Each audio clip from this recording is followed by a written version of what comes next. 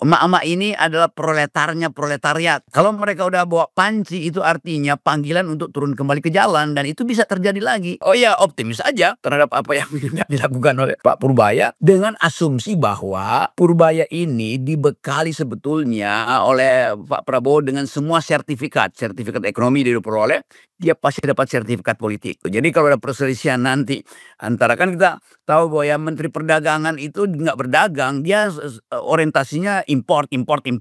Sementara Menteri Perindustrian orientasinya ekspor. Ini dua menteri yang bagaimana caranya seorang Menteri Keuangan mendamaikan mereka. Kecenderungan import itu pasti ada pada watak Menteri Perdagangan, kecenderungan ekspor ada pada watak Menteri Industri. Ini berkelainya di situ. Jadi kelihatannya dia mesti betul-betul jadi koboi dalam pengertian dia bawa dua pistol. Saya kemarin ada di forum itu waktu Great Institute bikin seminar, dan Pak Purbaya tentu dengan segala macam sebagai gestur memperlihatkan determinasi. Itu bagus betul, ada determinasi. Dengan demikian orang menganggap bahwa ada kepastian minimal dari segi kepercayaan pada teori yang dia pakai itu. Di depan forum kemarin jelas dia memakai teori Milton Friedman, yaitu pengaturan uang. Sebetulnya bagian moneternya aja yang diutak-atik gitu. Nah, itu yang kemudian menimbulkan semacam pertanyaan akademis. Bagaimana mungkin problem sakitnya di fiskal itu dioperasi di Bank Indonesia, di moneter tuh. Dan kelihatannya Bank Indonesia juga mulai menganggap kenapa kami dituduh sebagai sekedar tukang tadah untuk menyembunyikan dana negara sehingga tidak masuk ke pasar. Itu juga menarik untuk jadi semacam isu publik. Tetapi kalau kita coba dekati secara agak struktural ya, pertanyaan pertama adalah ini Pak Purbaya ini kasir. Sebagai kasir dia mau mendorong mesin pertumbuhan itu dengan kapasitas. Bagaimana mungkin kasir mau mendorong pabrik, sementara kepala pabriknya adalah politisi-politisi yang berkedudukan sebagai menteri teknis, yang orang tahu ini politisi copet kan, itu persepsinya kan. Sebagai kasir pertama kali tentu dia nggak mungkin, karena pertumbuhan itu tidak datang dari kebijakan Menteri Keuangan. Menteri Keuangan memakai hasil pertumbuhan untuk diredistribusi supaya problem sosial itu teratasi, kan logikanya begitu kan.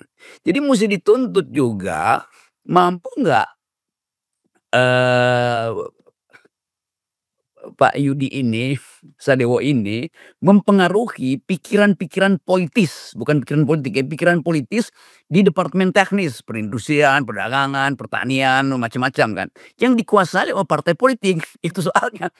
Jadi dia datang di dalam satu ekosistem di mana infrastruktur yang harusnya menghasilkan 8% itu justru dikuasai oleh politisi copet ini. Itu soalnya, dan persepsi itu yang tumbuh di publik sehingga timbul semacam pesimisme. Karena itu kita bisa terangkan dengan latar belakang sosiologi itu, Pak Menteri Keuangan datang dengan optimisme sementara publik menerimanya secara pesimis. Kan itu soalnya. Dan kita bisa tambahkan kualifikasi baru. Iya, publik dianggap pesimis, iya, tapi mereka pesimis yang rasional. Pemerintah optimis, tapi optimis yang irasional. Kan itu dasarnya. Apalagi saya tambahkan misalnya, oke, 8% pertumbuhan, oke. Anggap aja nggak akan ada gangguan dari para politisi untuk 8% pertumbuhan itu. Tapi pertanyaan ekologisnya bukan pertanyaan ekonominya. Berapa persen ecological footprint akan dihasilkan kalau ekonomi dipanaskan sampai 8%? Ada growth 8%, tetapi kerusakan lingkungan misalnya 10%. Minus jadinya kan. Kan kita mesti hitung variabel itu tuh. Dan udah biasa sekarang di dunia orang memasukkan environmental variable ini sebagai ukuran dari pertumbuhan. Oke, growth with equity atau growth in equity. Oh iya, equity itu adalah soal justice-nya lingkungan. Itu yang tidak pernah kita dengar uraian dari kabinet atau dari menteri yang baru kan. Jadi kita bisa anggap bahwa oke, sangat bagus, ada determinasi, tetapi pengertian deterministik itu justru yang akan menghalangi dia kalau lingkungan ekologi politik dan sosiologi, sebut aja, ketidakpercayaan publik kepada kabinet itu masih ada di situ. Nah, karena itu harus diucapkan secara terang-terangan bahwa Yudi ini, Sandewo menteri baru ini hanya bisa berhasil di dalam upaya untuk memperkuat misi dan ambisi Presiden Jokowi untuk menghasilkan program-program yang sifatnya sosial bila ada perubahan politik radikal. Itu dasarnya tuh. Ya Pak Pak Menteri Keuangan bisa terangkan, saya dengar semuanya itu keterangan itu dengan seluruh variabel konstanta ya, mana yang sudah konstan, mana yang masih variabel, dengan grafik yang macam-macam itu. Iya, tapi pertanyaan di belakang grafik itu dipercaya apa enggak? Bila Bahlil masih ada di kabinet, bila Erlangga masih menjadi Menko, dan seterusnya. Bila siapa aja di situ, bila Erick Thohir masih berupaya untuk ngaduk-ngaduk dan antara misalnya. Kan semua ini ada persepsi yang dibaca oleh 2, 3 orang yang lagi nongkrong di Kuala Lumpur. Sambil ngopi mereka lihat, waduh ini benar tetapi ekologi politiknya beda. Orang yang ada di Kuala Lumpur telepon teman pialangnya yang ada di Tokyo. Lalu terjadi percakapan, gimana kalau kita ngetes sendiri ini financial market Indonesia.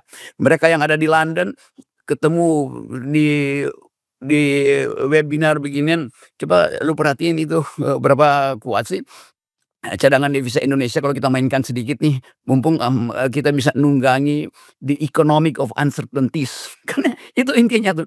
Jadi kita tetap ingin lihat, karena itu saya sebut tanpa ada radical break, seluruh isu teoritis yang sifatnya monetaris ini kelihatannya Pak Yudi Purbawa ini aliran Chicago School gitu, karena dia sebut Milton Friedman dari awal tuh, bukan Keynesian sebetulnya tuh. Tapi kita mau coba apapun, kita bisa bilang oke, boleh supply aja uang ke publik. Kan ada prinsip bahwa supply creates its own demand. Boleh aja.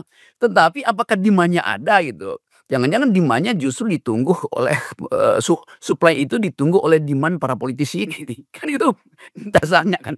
Jadi saya mau coba bikin keterangan ini dengan menganggap bahwa oke ada niat baik, tetapi selama ekologi politik, ekologi kabinet tidak dilakukan radical break, maka ini akan jadi wacana teoritis saja. Kira-kira begitu tuh.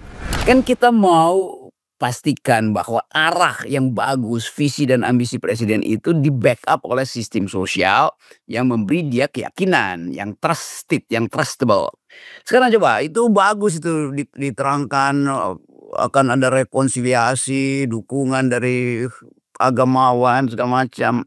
Tapi semua ide bagus itu dibatalkan langsung oleh fakta bahwa dari 100 orang Indonesia cuma 37 yang jujur. Itu indeks korupsinya begitu. Indeks korupsi itu 37, cara bacanya dari 100 cuman 37 yang jujur. Kan itu yang akan dilihat oleh investor yang lagi nongkrong minum kopi di Orchard Road di Singapura. Dia nggak peduli dengan mau agamawan kayak datang ke istana, mau nggak ada soal itu. Jadi itu soalnya. Sekarang pertanyaannya, apakah saudara Menteri Keuangan ini ada seorang ekonom? Bukan. Dia udah jadi menteri, maka dia jadi policy maker. Kan itu intinya kan. Nah seorang policy maker itu tidak lagi dengan sendirinya menjadi ekonom. Kenapa? Karena ada pepatah bilang begini, bahkan jadi judul sebuah buku, economics doesn't lie. Ilmu ekonomi tidak akan berbohong. Minister of Economy does. Ilmu ekonominya nggak bohong. Tapi menteri ekonomi pasti akan berbohong. Kenapa? Karena dia politisi pada akhirnya mengatur public policy. Itu dasarnya tuh. Jadi sekali lagi tadi saya berupaya membayangkan, iya seandainya Pak Menteri ini dijadikan semacam figur utama dari kabinet karena kekoboyan dia itu diperlukan oleh presiden, maka berarti ada semacam tacit agreement, perjanjian diam-diam bahwa presiden akan membereskan menteri-menteri yang brengsek ini nih supaya sang koboi itu tidak dihalangi oleh begundal-begundal itu. di dalam upaya dia untuk memenangkan pertarungan antar geng, kan itu dasarnya kan. Jadi itu yang mungkin nggak diucapkan, karena itu kalau kita lihat, wah postur Pak Sadewa ini betul-betul kayak dewa gitu kan, berupaya untuk memperlihatkan ketangkasan dia di dalam wilayah yang, dari awal dia deteksi itu bermasalah tuh. Siapa yang bermasalah? Ya itu, Sri Mulyani, karena Sri Mulyani taruh uang di Bank Indonesia. Tapi pertanyaannya, apa betul semua uang yang ditaruh di Bank Indonesia itu, idle? Kan itu juga musti dijawab tuh. Ya kalau semuanya 400 ya ambil aja, semuanya kan. Kan untuk membuat ekonomi tumbuh gampang, mudah sekali. Apa yang bisa dilakukan?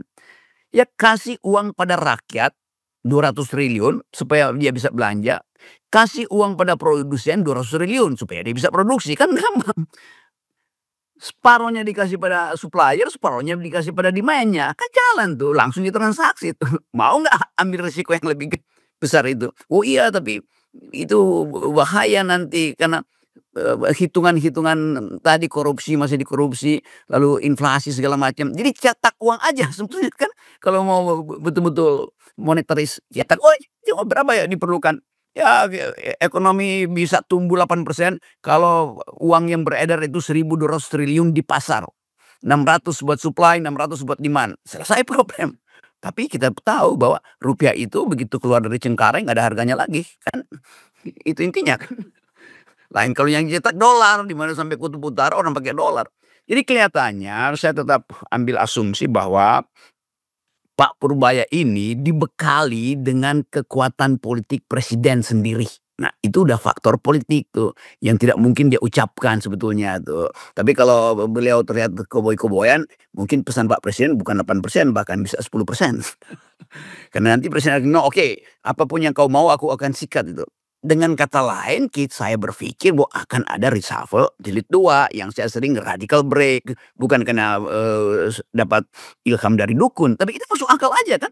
Supaya Purbaya bisa menghasilkan 8% dan orang tahu nggak mungkin seorang kacir bisa memerintah pabrik-pabrik yang dikuasai oleh elit bandit ini, maka presiden bilang, "Kau akan kubekali dengan kekuatan melampaui seorang menteri keuangan." Jadi kelihatannya dia akan jadi super minister.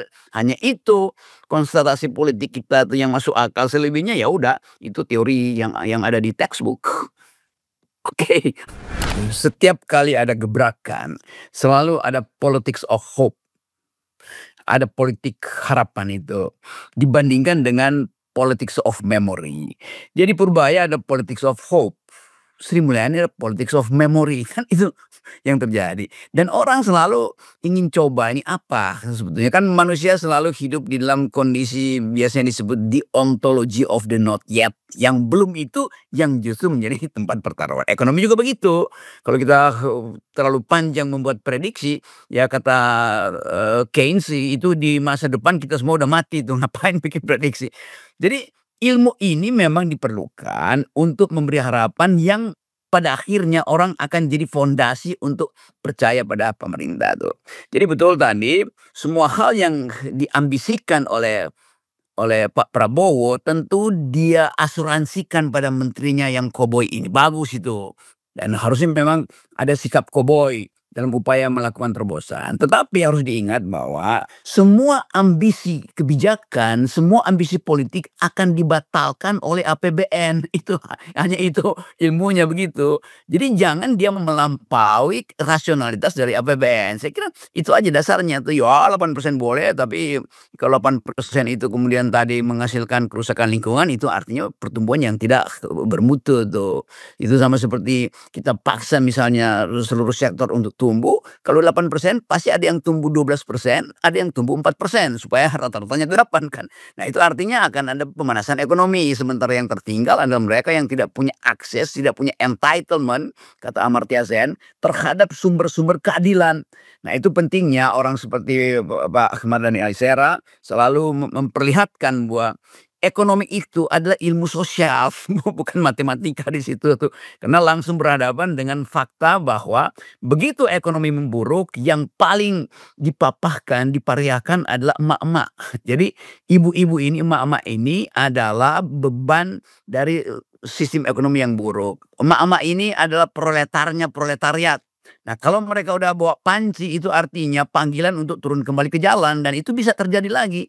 Kenapa? Karena kondisinya tetap, kondisi objeknya tetap, yaitu daya beli. Jadi sekali lagi kita coba untuk, oh ya optimis aja terhadap apa yang dilakukan oleh Pak Purbaya dengan asumsi bahwa Purbaya ini dibekali sebetulnya oleh Pak Prabowo dengan semua sertifikat, sertifikat ekonomi dia diperoleh, dia pasti dapat sertifikat politik. Jadi kalau ada perselisihan nanti antara, kan kita tahu bahwa ya Menteri Perdagangan itu nggak berdagang, dia orientasinya import import import.